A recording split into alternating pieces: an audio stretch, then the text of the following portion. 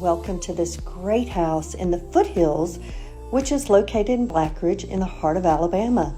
This beautiful home has all main level living, no stairs. And this kitchen is to die for. Check it out. More cabinet space than you'll ever know what to do with. I love the island. The whole family can gather around. Kids can do their homework, all the things.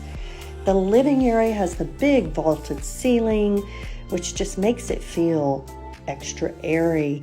And then there's 2 bedrooms off to the side down one of the hallways, all with hardwood floors, and they share a hall bathroom.